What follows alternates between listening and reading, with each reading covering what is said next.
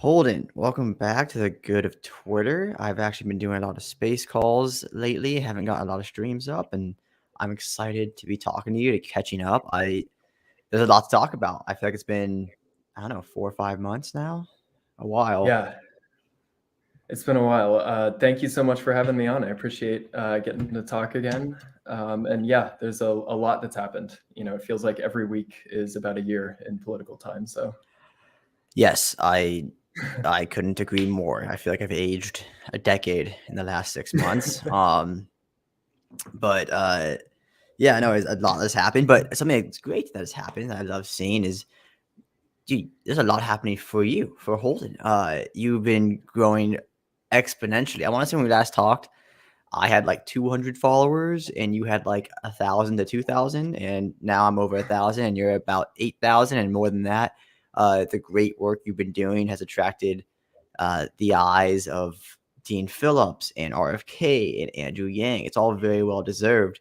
But I would love to hear about like how that came about. Like, who was like maybe the first, I'd say, well-known political voice or face like reached out to you, or you reached out to? How did that all get started for you? it definitely started with Andrew Yang. That was the first time I really got involved in politics at all was his 2020 presidential campaign. I met him a couple times, during that campaign because I was traveling around. I went and door knocked for him in New Hampshire and Iowa, met him at a couple events there.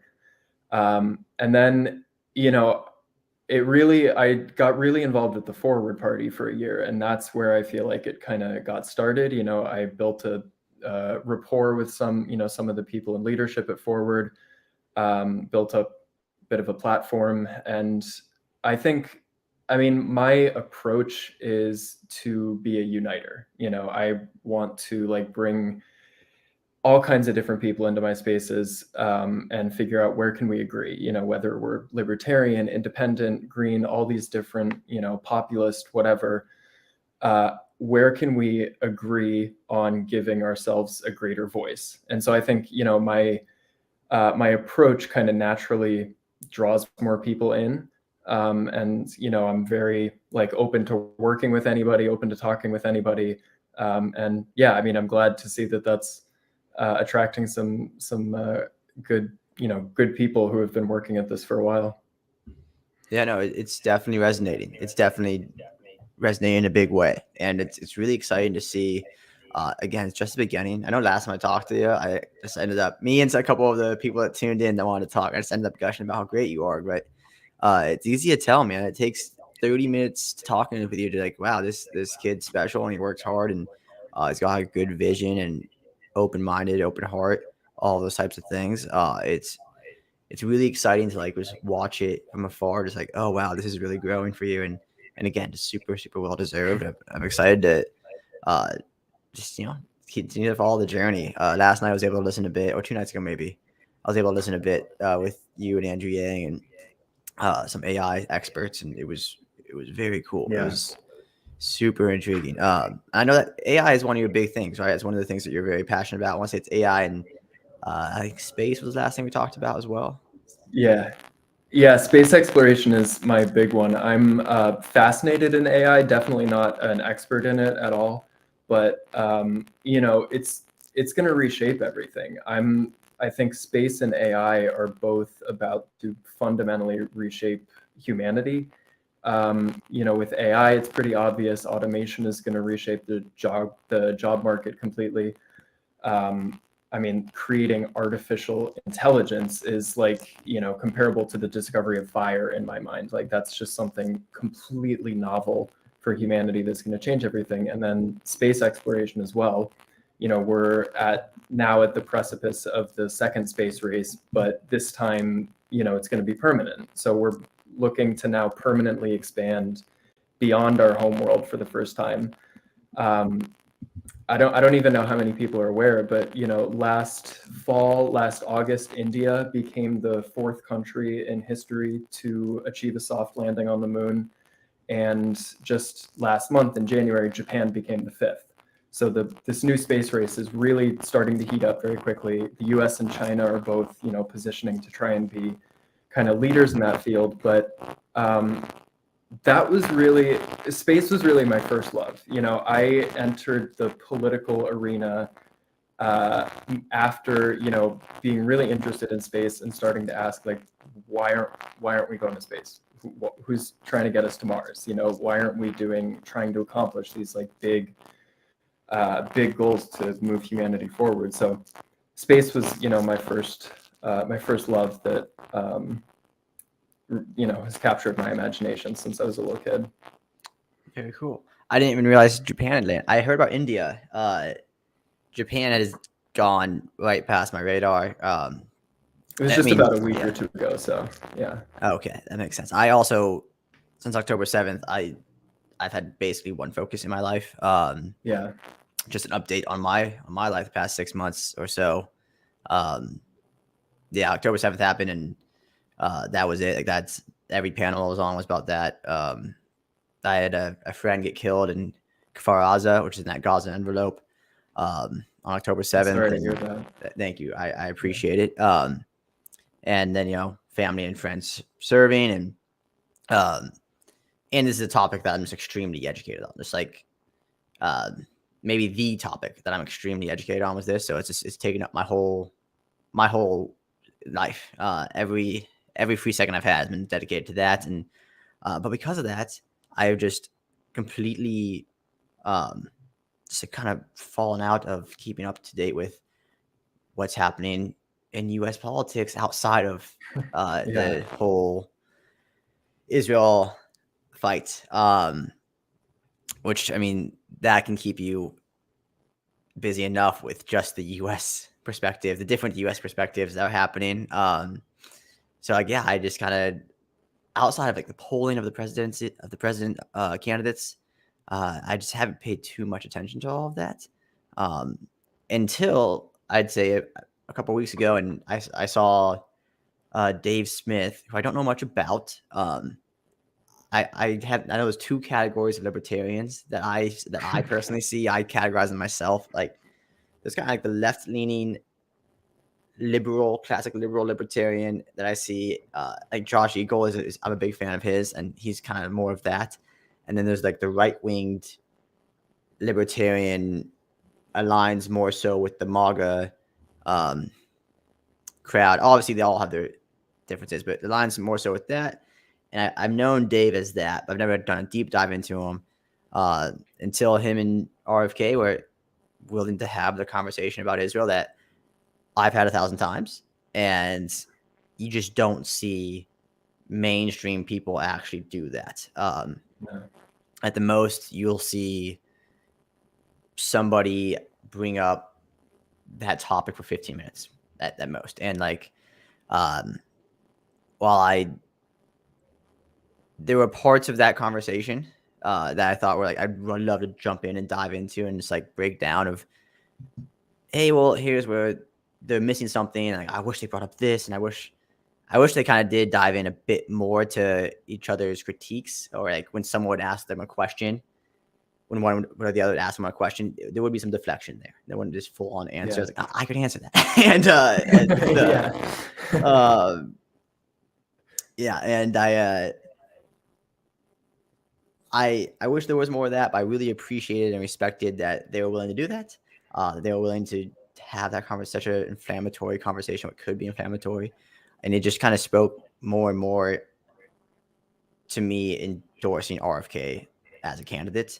I mean, I agree with his stances. I agree with his understanding of history in this topic, and that helps. But even if I disagreed with a candidate, like, there's such an unwillingness to talk about it, and his willingness to just challenge his own views is incredible to me. So I really appreciated that, and that kind of snapped me back into like, oh, dude, I should reach back out to Holden. I wonder how he's doing. He's crushing. I know he's crushing it, but I just want to, yeah, it kind of snapped me back into like, oh my gosh, dude, I gotta reach back out to you and some other people, and I'm gonna get back into politics a bit. Yeah, no, absolutely. Me too. On that note, anything? Has there been anything big? I mean, I know that you're talking with Andrew Yang. Anything else that you've been working on that you're really excited about? Anything coming up? Like what have I missed in the life of Holden?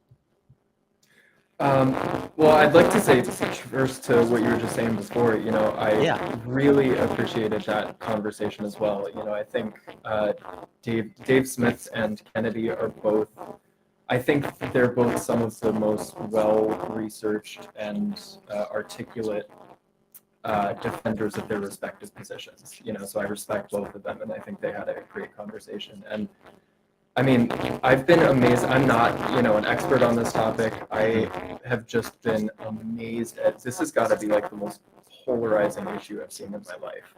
I mean, the amount of just rancor and emotion that is tied to this issue, I've been shocked. So yeah, I'm really, really glad that Dave and Bobby were able to have that conversation, because there's hardly any examples of people talking about this and being respectful with each other. It's just crazy accusations get thrown immediately at both sides, and it devolves. So yeah, very happy to see that conversation. In terms of me,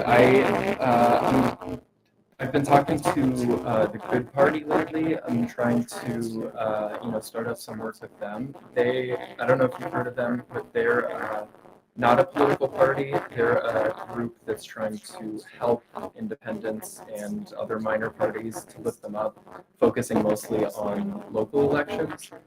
And they're using like AI tools to do it. So they're, trying to take AI tools and other new tech to, give candidates all the kinds of resources and tools that they would need in local elections mostly, but some state elections as well.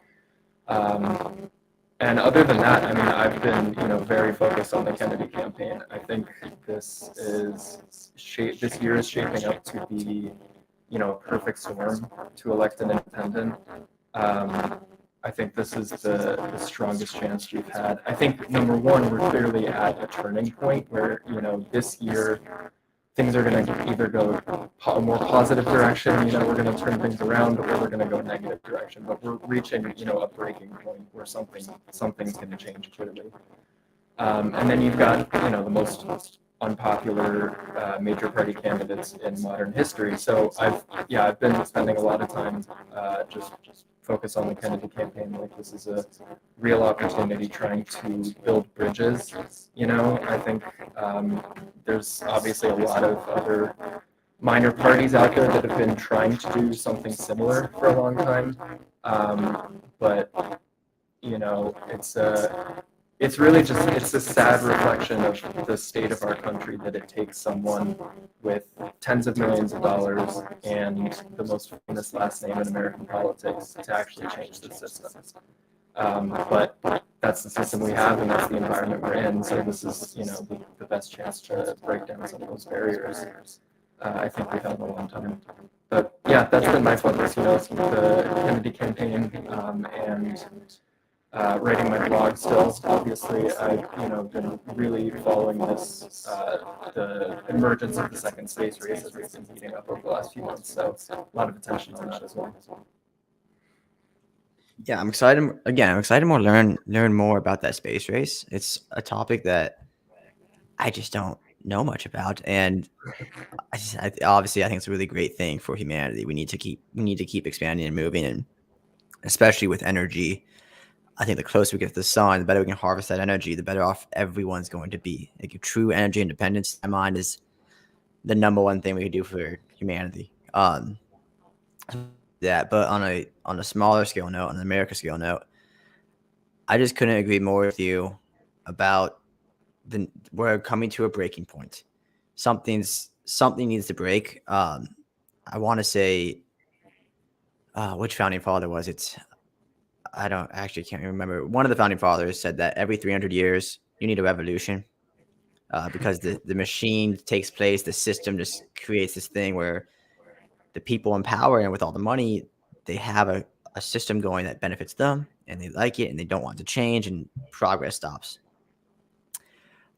I would like to see a revolution in the sense of we don't have a overhaul of our system, because I think our system works very well. I think the general modern first world, Western world system works very, very well. And we just need someone that can come in and change the things that are broken, because we can all, at least our generation, can all see there are things that are broken. There are things that are not working for us anymore. And like you said, it's sad that RFK, it has to be a Kennedy who has millions and millions of dollars, who is the only one that has a chance to really make noise and do something like this. Um, but he is here, and it's exciting that he's here, and it is the perfect storm, as we were talking about on Twitter the other day. It's the perfect storm of two deeply unpopular candidates, like deeply unpopular, um, and a man who can actually connect us on a large scale. I think you do a great job of connecting people, um, amongst a lot of other people that I've had the pleasure of getting to know over the past year or two. And the fact that he can do that at such a big scale, and he's not, again, not afraid of these conversations, is just absolutely incredible. It's super cool to see. And if there's ever going to be a time for something to break, for this system to break, it's gonna be now. Like, which is what gives me so much confidence. I don't know if this guy's actually gonna win, because I'll always say, yeah, he's gonna win, and I've been saying that for a while now. But obviously, who knows? And he's still a long shot as of today. If the election was today, of course he'd have no shot. Um, but he's gaining ground. He gains a point or two every month, and it and again, like 50% of the voters are independent. That's huge. That's a really, really big deal. And if he's able to get on a debate stage, anyone's listening to this guy talk, listen to this guy debate with anybody, you know he's coming well prepared. He doesn't lie, which is an argument I have with I'd say the left-leaning libertarians. They're like, oh no, he lies all the time. Like, Yeah. no, he doesn't. Like, you can disagree with what he says. You can disagree with what his perspective is on certain historical documents or historical diaries, like his Ukraine position. I know gets a lot of flack for being too pro-Russia, which I probably lean left of him on this. I lean more towards Ukraine of him on this in particular. But when he brings up things such as, we said we'd never move NATO 1 inch to the east. Well, that was in a diary, and there are logs of conversations where those conversations did happen. And people say, well, it's a lie because it was never an official document, never got signed. It's like, okay, well, yeah, that's true. But there are all these conversations that happened. And that's the guy's just so well read about so many different subjects. It's just very impressive. It's very impressive. You don't see a person like this come into the political realm a lot. And I'm very excited to see how this develops. Coming down, hopefully by the end of summer, he'll look like he has a real shot. And that seems to be the biggest, in my mind, that seems to be the biggest hurdle for him. Is just like, can you convince people you actually have a chance? Because I know people right now who are going to vote, who would vote for RFK, truly would, but they don't want to see Trump win. So they're just going to vote for Biden, and vice versa. I know people back in Kansas or in Carolina, or just friends and family in different places, that it's the exact opposite. Like, yeah, I want to vote for RFK, but I just don't want to see Biden win. And just like, I have to vote for Trump. I'm I'm one of those states. I'm in a battleground state. So that seems, in my mind, that's his next hurdle. That's the big one. It's like, can you actually convince people you have a chance? Which, how you do that, I have no idea. Other than just keep doing what you're doing. But if he can get there, man, if he can get there, I would love to. Yeah, I mean, Yeah. I mean, I think the path is clear. It's hard. It's certainly not an easy path. There's a lot of rules to clear, but the path is clear. If he is on the ballot in these states, and there's 9 months to go. We don't even think about that. Like, there's so much time still to go. And both Trump and Biden, both of their campaign pitches, the case for their campaigns, both hinge on just being this two-person race, because Biden is just relying on we're going to see me as the lesser evil to Trump, and Trump's relying on the same thing, vice versa. So if you get to around summertime, fall, when people start actually paying attention, and then you do have even if his polling doesn't move at all, if it's the same where it is right now, people are still that serious. That's like 25% right now.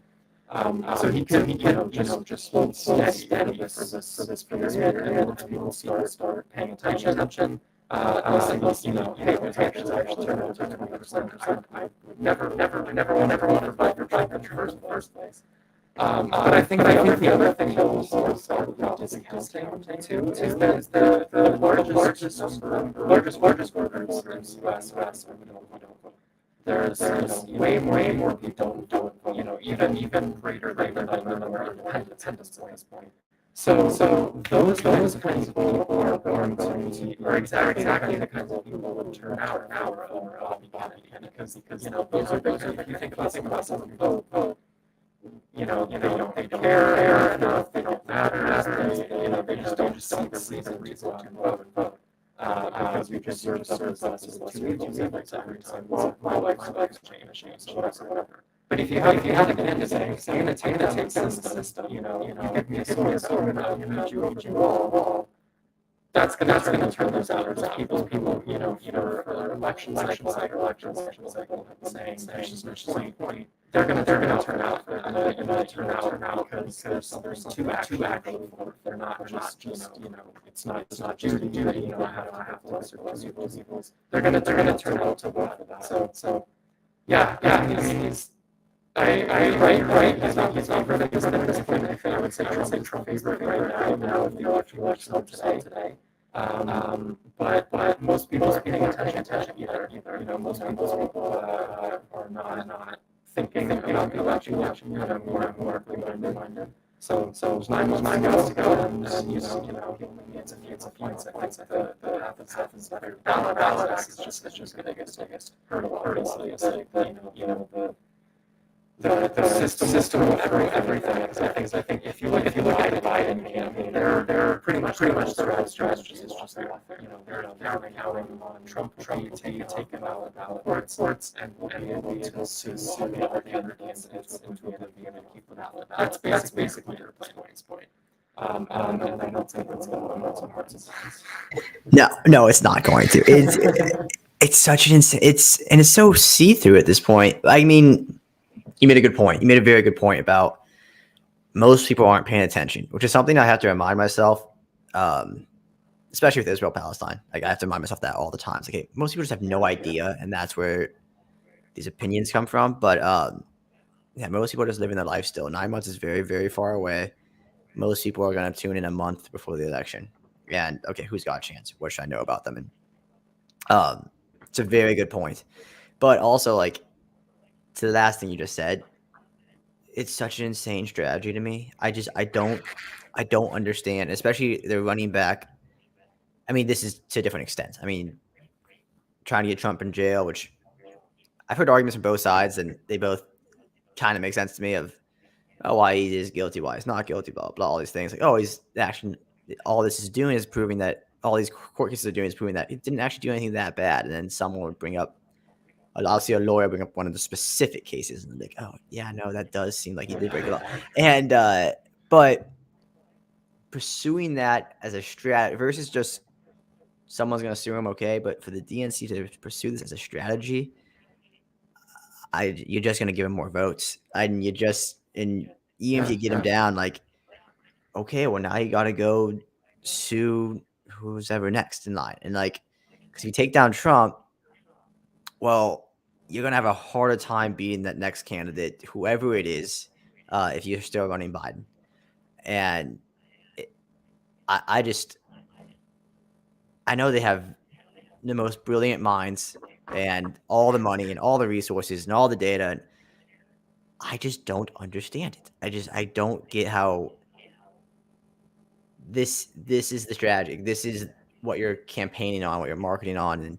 And It just doesn't make any sense to me. I mean, Dean Phillips' strategy makes sense. If he was a better known name, I think he'd have a great chance actually in that DNC if they were open to it.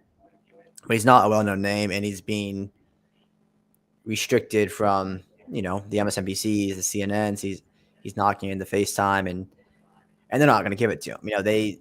Their data tells them Biden's the guy. Biden's our best chance to win this, and I don't know what data they're exactly looking at. I really don't, because at best right now, I think they are looking at data. I think I really think this just reveals where their head's been at. They haven't been operating like democracy. They've been operating in a system where they've rigged party primaries to keep out any candidate who challenge their corporate donors. Now that strategy worked for a long while, they were able to do that. But the reaches a point, when you get a certain amount of homelessness and a certain drug addiction, once those problems become actual crises, people are going to put up with that. And so I really think what we're seeing is it's revealing like they haven't been operating like a democracy for a long time. And this election is just making that clear. That makes sense. That makes a lot of sense. And yeah, I guess it is just hard to change a habit, I suppose. Like, it's hard to change, especially when what's worked for so long.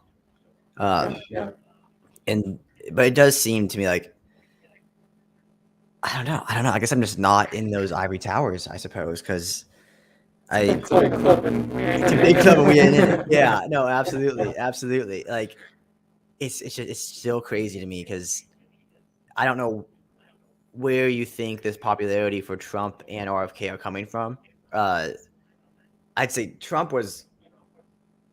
RFK was the version of Trump that I wanted. So many millions like me wanted. Like, I am not a fan of Trump. I personally could never vote for Trump. I have friends and family that do. I have friends and family that are never Trumpers, and everything he does is bad.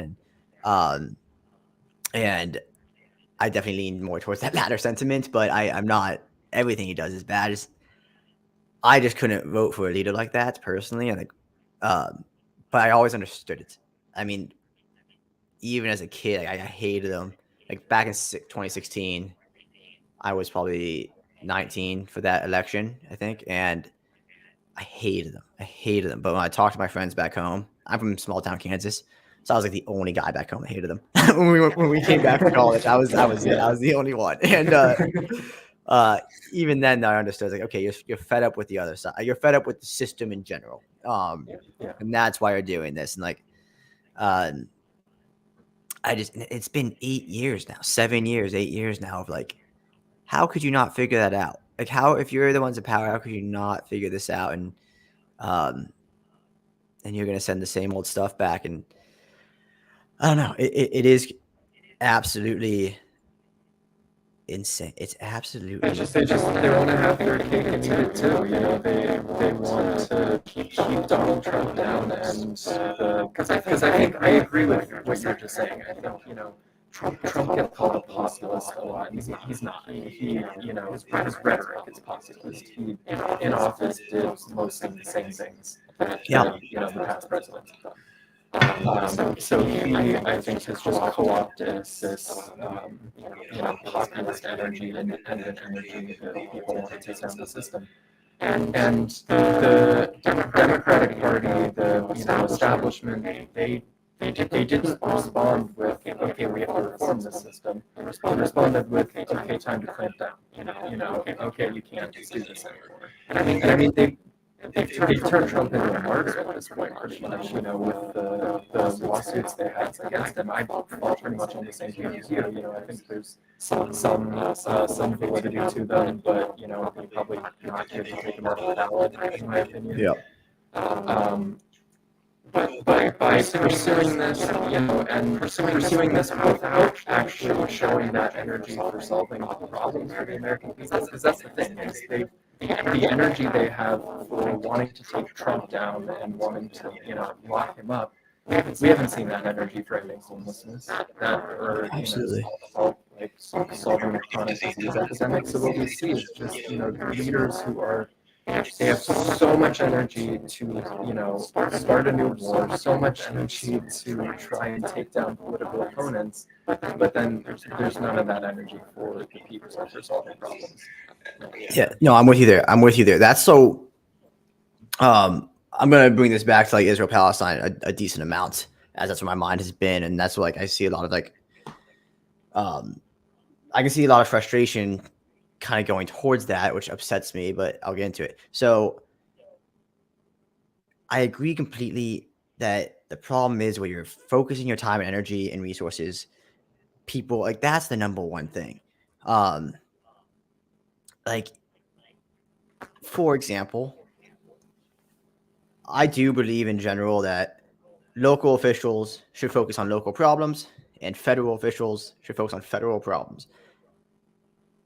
However, when Hawaii gets destroyed by a wildfire and it takes $6 billion to get everyone their homes back, and you see just a complete refusal to do that and a complete refusal to think about it. You even had politicians say, "Oh, it's not my concern," and you see that, and then the next day you see Israel or Ukraine get billions in funding. I understand why that pisses people off. Like, fully, as someone who supports the relationship with Israel, and I get into like the hypocrisy I think is against Israel here, but I do get that. I fully understand that. Like, there should be energy focused on us, on America. That's the American politician. Like, that's your job. That's your job. But instead, you're focusing all your energy on just, oh, screw this guy. And I need to make sure the media says this and make sure. And you're going to get your base. You're always going to be able to get your base, whether it's the Fox, moderate crowd, or basically every other media system. First for the left. And I get it. Like, I get you want to stay in power, but like you were saying before, it's just an old system of control, and that doesn't work anymore. And we're seeing that break slowly here. Of you need it, the system, in a weird way, it's better now because there's a lot of bad things happening. There's a lot of bad things. Social media has caused a lot of bad things, and I feel it pretty directly with Israel. Um, but in a weird way, I just couldn't imagine that Biden wouldn't have won huge points. And I mean, like, I'm going to assume 4 to 8% of the vote if he just gave $6 billion to Hawaii, if he just put $2 billion to Flint, Michigan. Like, and we've shown through COVID, we're willing to print trillions of dollars that went mostly to corporations. I am a UBI guy too, so I guess there's a bias there, but like, we've shown the willingness to do this, to put energy into different things like this, and just the amount of veracity and energy that can get put into subjects like, let's get Trump in jail, or let's impeach either side, let's impeach the president. So much energy is put there. I just can't see that being a viable way of keeping your job. If that's your end goal, if human beings are human beings and we want what's best for us personally and our families, like, if that's your end goal, we live in a world now where if you do what's best for America, not every time, but a lot of the time, it feels like you get reelected. The only counters, I mean, there are counters to that, like the child tax credit. I think this was talked about actually on your space, I believe. Yeah. Like the child tax credit, as a CPA, like, that's one of the things, like, popped out in my mind of like, oh, I remember studying this. I remember taking that for the CPA exams. Like, that was a big deal. I remember, like, had to study, a little bit of the history of it, not like a ton, but a little bit, and how it all works. And it's like, I feel like most CPAs would agree, like, this is a good thing. This works. Like, this is actually something that does work. And I thought you saw evidence of it working, of like, I don't remember the number, but I honestly, millions of children were lifted out of poverty just by this one little tweak in the tax code. Half. Yeah, half. We cut child poverty by about half. That's incredible. And that, for whatever reason, I can't really say why, but for whatever reason, that type of stuff doesn't move voters. And it's like, it sucks. I can't tell you why. I mean, maybe it's because it is complicated and it's tax code and you hear tax and your eyes glaze over, and maybe that's why. But there are little things, like not even little things, big things of Hawaii is always my go-to these days. Like I just couldn't imagine that if you just put in 6 billion right there, you would have won voters forever. Like people would have been pro Biden forever. A decent amount of people, not just in Hawaii, like around the country. Um, it doesn't make any sense to me. But whole point being, I agree completely with what you're saying there. On there's a problem on where their energy is, where their focus is, where the time is being spent. Yeah. It's a huge problem. And RFK, Dean Phillips, this kind of new wave, which I hope to see be continued. George Friedman wrote a good book called The Storm Before the Calm. And he wrote this back in like 2018, I want to say he published. And he was talking about how like this kind of next 10-ish years, we're going to be a storm, but it's just a transition period and America's going to be great and it's going to be fine. And I hope he's correct. It looks like he's going to be correct. Even if we don't get the election result we want this time around, I see this breaking in the good direction if Trump or Biden win still. And I see momentum continuing, especially because Yeah. I can't imagine a scenario where RFK doesn't take a state. Like I think even one gold state on that map is a big deal. Is there something you wanted to respond to there, or? Yeah, no, I mean, I think my real concern here is I don't know how this country will handle another Trump or Biden presidency.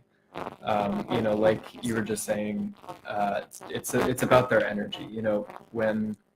I mean, people have, it's clearly there's going to be a lot of resentment if you're going on TV every day and saying how Donald Trump is number one problem. It's just every single day you're just like, this is the problem, this is the problem, this is the problem.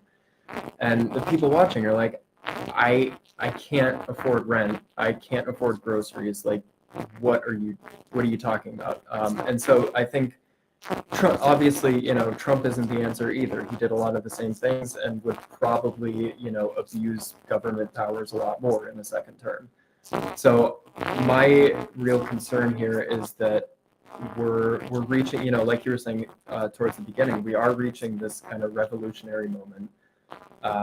And as JFK said, those who make peaceful revolution impossible will make violent revolution inevitable. So my real concern is I think we're reaching this revolutionary moment, and if we have another term of Biden or Trump where I don't think either of those are acceptable, I worry that things could get gnarly. I think we'll come out on the other side stronger, because I think that's usually, that seems like that's how at least this country has, throughout our history, we've gone through really, really rough periods before and tended to come out stronger on the other side. So I'm optimistic. But yeah, I'm concerned at the same time, because I think neither of these parties are, it's like I said before, I think that the facade is falling apart at this point, where they haven't been operating like this is a democracy. They've been, manipulating things behind the scenes and just getting by with zero accountability. And so now we're reaching a breaking point, and the question is, are they going to let that accountability happen, or are they going to, clamp down and just drop the facade and say, okay, we're not operating in a democracy anymore, and that's that. I don't know. There's a lot of different ways this could go. When you say things are getting gnarly, or what is your worst case? I'm just curious. What is your worst case scenario that you can envision here? Do you think in terms of a civil war of a sort could break out, or what is your biggest concern? Yeah, I think we got really close with the border. Texas, said a week or two ago, they effectively, they were like, we have to secure the border. The Biden administration said, and they, put razor wire around the city too, so that the federal government couldn't, come in and cut the wire down. So the Biden administration said, we're going to come, cut the wire down. You can't do that. And that's like really dangerous territory where, you know, you've got a state saying we need to defend ourselves and the federal government coming in and say you can't do that. I mean, that, you know, so yeah, I think worst case scenario in my mind would be a civil war like that, where you have Texas or, you know, a group of other states with the border crisis, for example, saying you're not like this is about survival at this point. You know, if my choice is between securing my border and surviving and, you know, loyalty to the federal government, I'm going to choose survival. I think the debt is also a huge problem. The debt has become exponential over the last few months. We've added, I think, $1 trillion just in about 3 months, the last 3 months. That could very, very quickly become, you know, a catastrophe where the dollar loses its value. We're suddenly in a serious economic crisis like we haven't seen since the Great Depression. I think there's, you know, a chance of the war in the Middle East becoming a regional war, which I don't think the US is in any place where we could handle that right now. I don't think we would win that. You know, if Russia and China were to get involved at that point too, because there's Ukraine, there's that area, and then, you know, if the US becomes more and more spread thin, China will probably choose then to invade Taiwan. Yeah, I mean, I think there's a lot of ways this could go wrong, and the next few years are going to be, you know, one of the most delicate balancing acts in our country's history. It's interesting. I am an optimist. I'll lead with that. That tends to be my bias, is optimism. I am too. I'll just say that quickly. I am as well. Yeah. I know you are, but I don't have a lot of those concerns because, I mean, I could go one by one with those, but I guess the first one, the border, that was definitely a scary moment where, I mean, you saw the memes, you saw the maps of like, hey, all the states that are supporting Texas here, like, oh, here's the new Civil War map. It's like, oh, damn, that's crazy. But as far as the border goes, politics.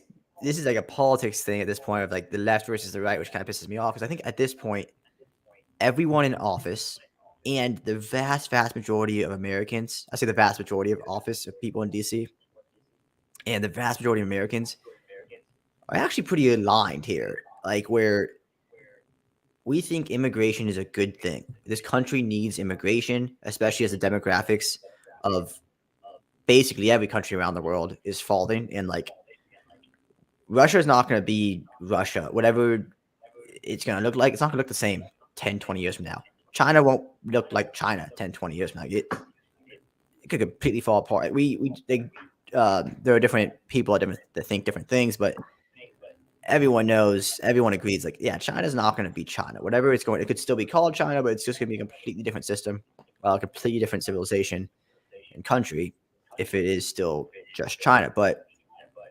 so anywho, we all need immigrants.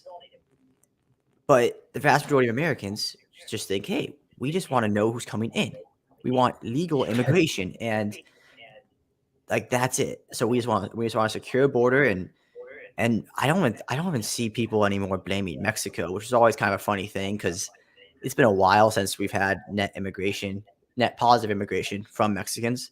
More Americans are moving to Mexico, and it's been that way for years. Then vice versa. So like no one's blaming Mexico. At least anyone educated, and the vast majority of people that I see don't blame Mexico. We just say, hey, Mexico is a problem with legal immigration themselves because everyone's trying to get into America. And that's scary, and people want to know. And I mean, I've definitely shifted to the right. I'm still definitely a centrist, but I've shifted to the right since October 7th of, hey, 1,000 people can cause a lot of damage. They can cause 1,000 people in a coordinated effort. Whether you call that fear mongering or not, it can cause a lot of damage. It can cause a lot of fear. And we shouldn't have to wait for that type of moments. And we should be able to learn from our ally in Israel. And I'll get to the Middle East. I'll move on to that quickly here. But we should be able to learn that, hey, Israel is going through the same internal divide that America was experiencing. and their enemies never stop watching. America's enemies never stop watching. They're always paying attention, and that's something that we should learn from. Say, hey, we need to get this stuff figured out, and I think it will. Like the only reason it's not right now is so the Republicans can keep it as a voting point until the next election comes. Truly, like I think there's lots of that there. And well, I mean, I'm sure it can be said to both sides, but I think that will get figured out. Truly, I do. As far as the American dollar goes, the debt is scary, 100%, and that could break in an unforeseen way, at least unforeseen to me. But when I do talk to financial experts or geopolitical experts, the American dollar is still going to be dominant for a long time. So I would see this more as a gradual decline. And this isn't even like, I can't say this is my original thoughts and opinions because I'm not a financial expert. I mean, I definitely have financial background, a CPA, I've worked in valuation, I've worked in M&A due diligence, I've done these things, but far, far from an expert. So the people that I've talked to that I trust, this is still going to be the dominant thing in the world. And America's economy is still going to be the dominant economy. We're going to experience bad inflation. Like we just went through a huge round of inflation that sucked. And as the world deglobalizes, which will move me into the Middle East here, but as the world deglobalizes and America stops being the protector of all of the oceans, because there's just not as much exporting that we need to do as America, there's going to be another round of inflation, a couple of rounds of inflation, and it's going to hurt, and that's going to hurt the dollar, and the debt's involved in all of that. But I just don't see a financial collapse of that sort coming, just from the experts I listen to. I could be wrong. I'm not super educated on that topic. However, the Middle East, I am super educated on this topic. I wouldn't be very worried as an American. I'd be more worried about a terrorist attack in America that could prompt American nationalism into a frenzy of let's go get more involved again, like we did in Iraq. And I actually am probably the most pro-Iraq invasion person I know, and I still think it was not a great thing. But when you look at the Iraqi data of like what Iraqis think, and when I talk to Iraqi citizens, it's insane the difference between us and them. They were like, no, we love democracy, and we're trying to fight to hold on to our democracy. And in their minds, the best thing about the American opinion is that it doesn't matter. It's that it doesn't matter that Americans hate what happened because they like what happened. So, which is crazy because like I was just as aligned with everyone else our age or in our generation of what a horrible thing we did. And then you actually talk to Iraqis and they're just like, what are you talking about? It's kind of crazy, but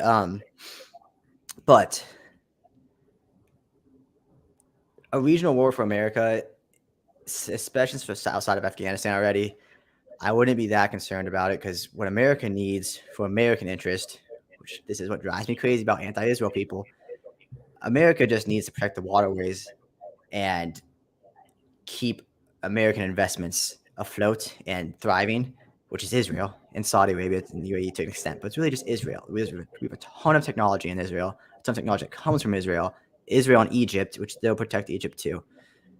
That's our second biggest expenditure, not counting Ukraine, not counting this current Israel war. It's Israel and Egypt. And the reason for that is the waterways. And they'll protect that. That's why we have responses to the Houthis, is because they're right now they're forcing all the supply chain to go around the Horn of Africa the other way instead of through the Red Sea. And America will protect that. I don't see America being involved outside of Israel, outside of funding Israel, which is way cheaper than having bases in Afghanistan and Iraq and Jordan and everywhere. They have bases in we have bases everywhere. And it's cheaper just to fund your ally. It's way cheaper to do that. But there won't be American troops on the ground because the way that this could evolve would be once Hamas is dealt with Israel,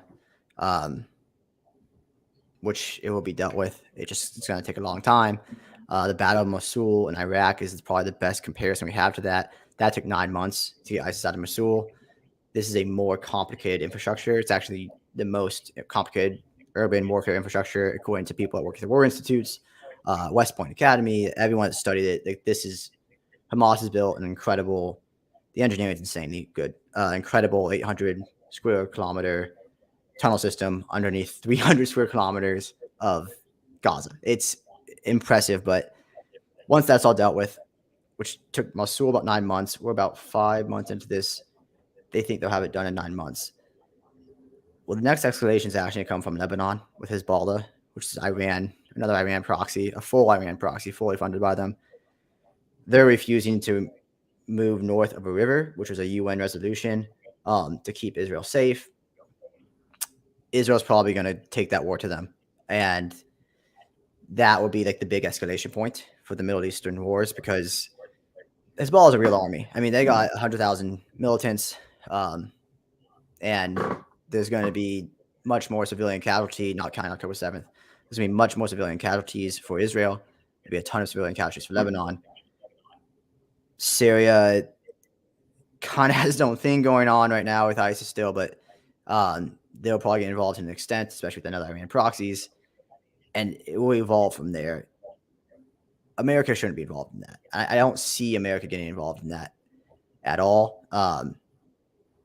And honestly, Saudi Arabia is just going to become more and more involved and more of a player. They're kind of the main in this Game of Thrones in the Middle East. Saudi Arabia is the main character. We like to think it's Israel and the Israelis and the Palestinians because of a whole other reasons, but it's not. Yeah. It's not. It's one of the many subplots of the region, and Saudi Arabia knows that if Iran gets nukes, those are coming to Saudi too. They're not just going to Israel; they're coming to Saudi too, and they'll become more financially involved. And it will be its own developing thing. And America's, again, outside of investment to Israel, we should see is America pull back more and more and more. The reason that wouldn't happen is the reason that we still have troops in Iraq and Jordan and whatnot. When we went in there in 2003, after we went into Afghanistan in 2001, the reason we chose Iraq was kind of like a force play of, hey, Syria, Saudi, all the players in the region, if you don't deal with this ISIS threat, we now have a ton of tanks and a ton of troops like in this spot, and we're going to come deal with it. And if you think we're going to take care of your citizens and your infrastructure better than you will, you're insane. And they dealt with it. Like the Middle East dealt with ISIS for the most part. It was them. And again, another thing that's not really talked about when we talk about the invasion of Iraq and all these things is that the Middle East was a big player. Those players were big players in getting rid of ISIS. So if the U.S. sees it in their best interest for that, which I just can't envision that them seeing that still being in their best interest, especially because we don't need their oil anymore at all. We're exporters of energy now. We're just going to continue to pull back from all these places, which we should. It's good American interest to do that. And I don't see us becoming more involved in that, especially because I think the leaders do focus pretty heavily, too much in most people's opinions, on Ukraine and Israel and Taiwan. They understand this. When I listen to leaders talk about the complexities of war and stuff, they understand that, hey, like we can't run ourselves too thin. Us in Australia are going to be the ones that are defending Taiwan, maybe Japan, but you hear different reports about Japan and their involvement in that. So all that to say, and that was like a 15-minute rant, but all of that to say is that we're going to be okay. Yeah, like all three of those things are all possible, but they all seem like such minute possibilities that I think America is going to be great. I think America's public is just sick of America not being first. And again, I disagree with a lot of America's public about. I think investing in Israel is putting America first, and we can debate on the extent of it. I think investing in NATO, which Ukraine isn't NATO, so I get that. But investing in NATO is putting America first because that's our number one exporter. California even exports to NATO more than it does to China, which is insane, but they do. Like I think protecting allies and your investments and your in technology and your especially medical and military technology and investment and advancements. All of that, in my mind, is extremely in America's interest, and protecting mostly our trade routes. Extremely, extremely in America's interest. But all that said, we're gonna be fine, and we're just seeing a break. It's not gonna be that slow, I guess, but a break, as we were talking before, of Americans are ready to put America first and Yeah. focus on Americans. And I mean, I think that's a lot of the reaction that you're seeing. In my opinion, is there anything any thoughts popped up during that 20 minutes I just spoke? um, I mean, I would say I think my big concern with the border issue is more the fact that it seems like it's kind of overrunning. I mean, there's the terrorist threat, like you said, that's a very, obvious threat that we just don't know all of these people that are coming in. But the other thing is, that New York City is starting to, cut some of its social services spending now because of the migrant crisis, and there's public places are being closed down. Like there's parks. An elementary school was closed for a couple days to keep migrants there for a time, and so I think that is my concern, is that if you play that out over a number of months or years, that's going to be overrunning the country very quickly, and our ability to our city's ability to handle their problems, just everything.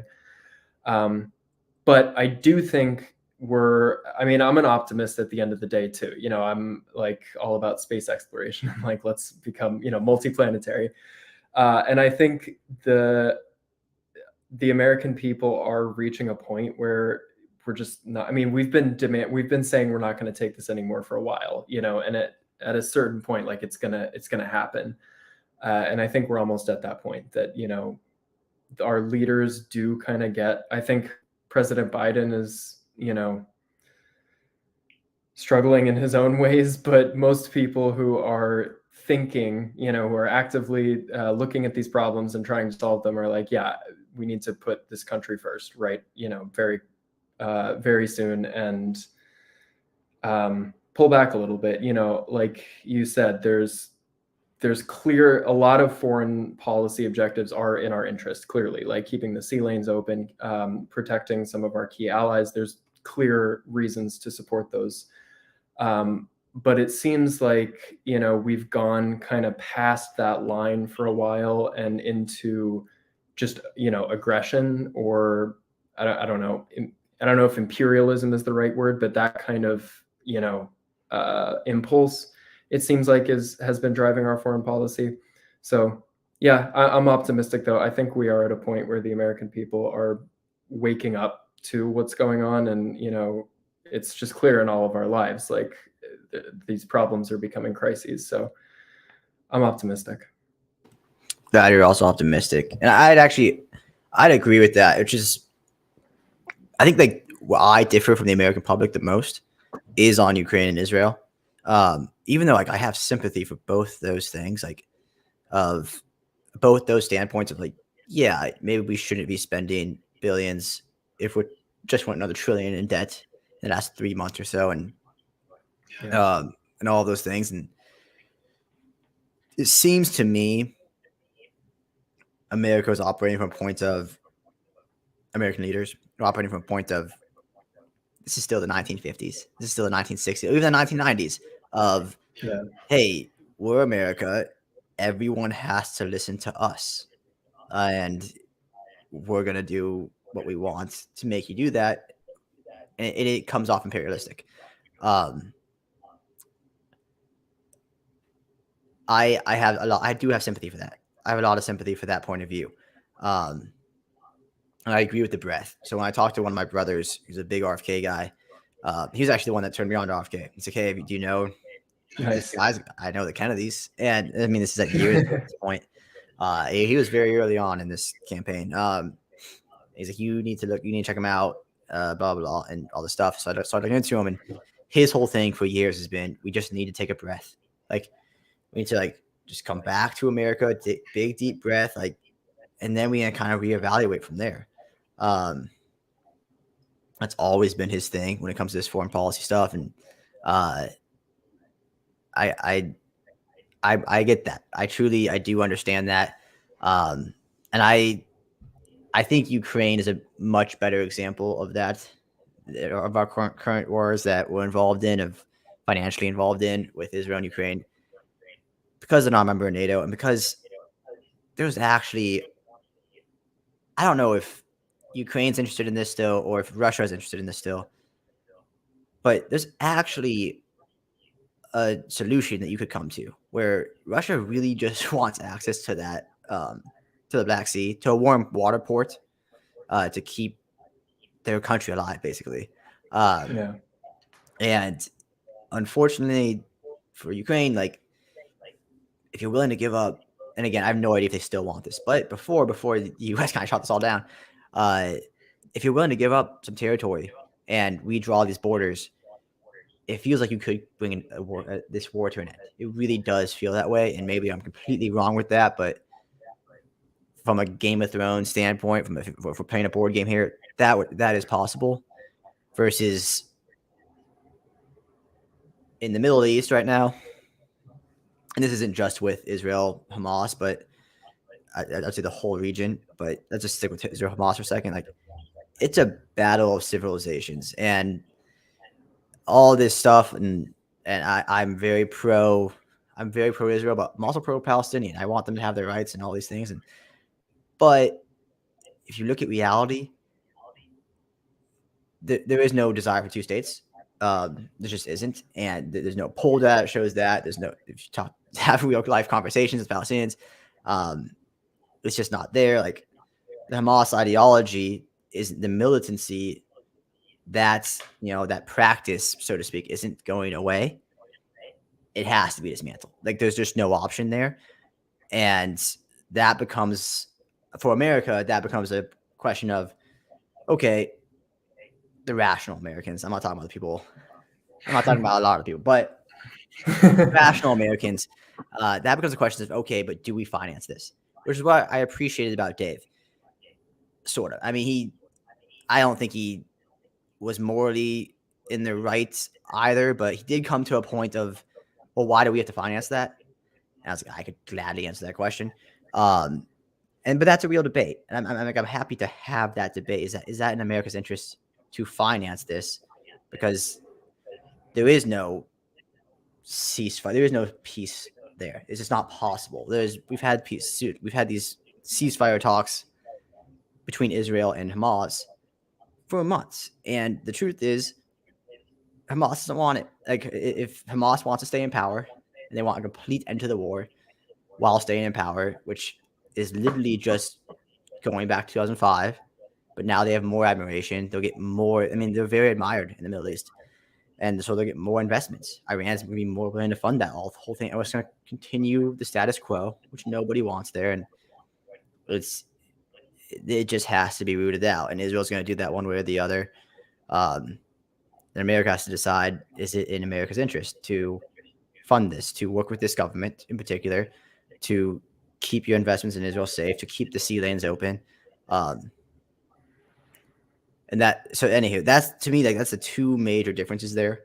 Of Ukraine, the whole thing is really, well, if we didn't fund Ukraine, they'd hit NATO, and then we have to send troops.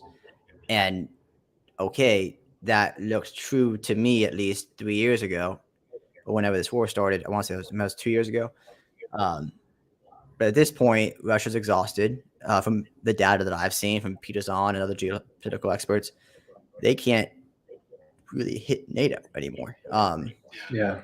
So it's kind of mission accomplished as far as NATO and the US are concerned. It should be mission accomplished. Like, if they tried, they'd get destroyed. And I think Finland by themselves could destroy them at this point. Like, not that they would be that by themselves, but like, it's possible Finland could win that war. It's actually possible Finland and their kind of their block, that Polish block right there, like, definitely, like, by themselves, it's not an obvious Russian victory at the very least. So Yeah. to me, that can end if American people say, hey, we don't want to fund Israel anymore. That could end. but we'll see. And I have no problem with the overall American culture shifting to it's time to put America first. And I get that. I get that very much. I do wish I could talk to people like Dave or, um, yeah, I'd say people like Dave who that's their standpoint. Because there are some things, especially in that RFK situation, that RFK discussion, that's like, dude, that's so wrong. But those are more moral quandaries versus why should America be involved? Because that again, that piece, like Yeah. that 5 seconds there, I'm like, Dave, that's so legitimate. But there were things of like, who else would live, like unprovoked? Who else is under 70 years of occupation? I'm like, hasn't been 70 years of occupation. And then he kind of backtracked to 50. I'm like, okay, well, still Cyprus. You don't have to go outside the region. You can go next door to Israel. Cyprus has been under occupation for 50 plus years now from Turkey. And their elected government isn't, let's destroy Turkey. Also, I think it's ridiculous. A lot of things he said are just ridiculous and not true. There's like, you move the cops from the prison and put them surrounding the prison. I'm like that's not how that went down at all. And for example, I know I'm on my soapbox here, but for example, May 12th, 2005, that's when we pulled out. That's when Israel pulled out of Gaza completely. And every Jew, dead or alive, as RFK mentioned, completely pulled out. Dave and RFK both then agreed the blockade of whatever sort you want to call it, defense blockade, whatever you want to call it, that started in 2006. On May 23rd, 11 days later, rockets were fired into Israel by Hamas. And then they voted in Hamas. Like it, and that wasn't mentioned by RFK, or obviously not by Dave, but it wasn't mentioned by RFK. I was like, dude, it took 11 days. Like in Hamas's mind, and unfortunately, the Palestinian people's mind, that pulled out, which in any uncorrupted culture would be a signal of peace. For them, that was a signal of surrender, and that was a signal of a provocation of war.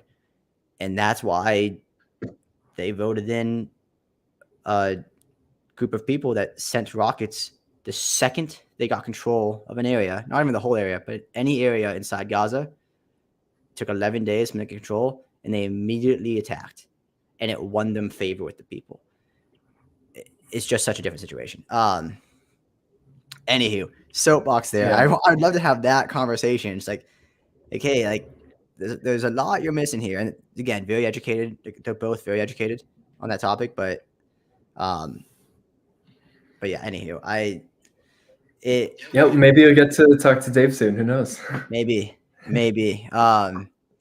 Either way, I appreciated that they were willing to have it. Like it's just Yeah. the ability to attract people that you disagree with, or you just don't fully align with, is so awesome. And I love that that's a thing. We had a few people in here, but then they dropped out, which is fine. I know. I saw a couple. Yeah. I love that. I mean, that's pretty much, what I always say. I repeat pretty much every one of my spaces is we've got to be able to be brutally honest about the problems and, brutally honest about our views without making it personal. Yeah.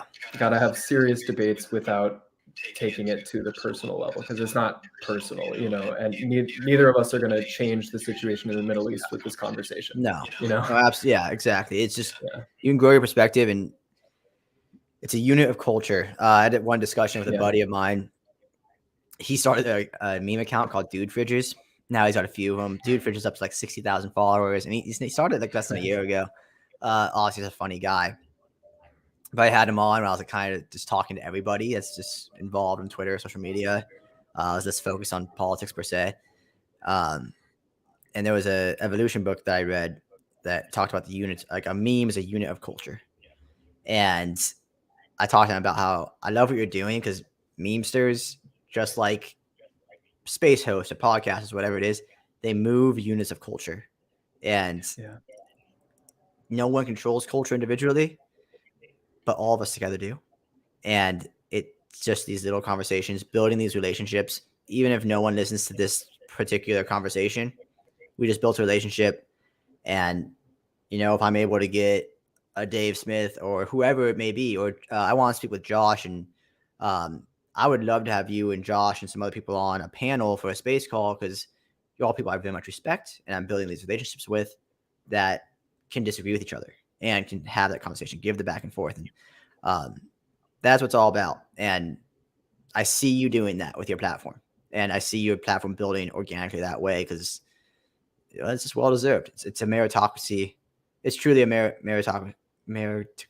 Is that the right word? Meritocratic thing that I'm seeing here with you, and it's super, super cool. I love being able to catch up with you, and it's awesome.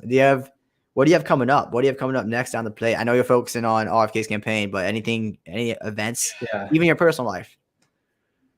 Well, I just want to say, I appreciate Josh Eckel as well. He was on, I did a space about, the question of whether RFK should run with the Libertarian Party.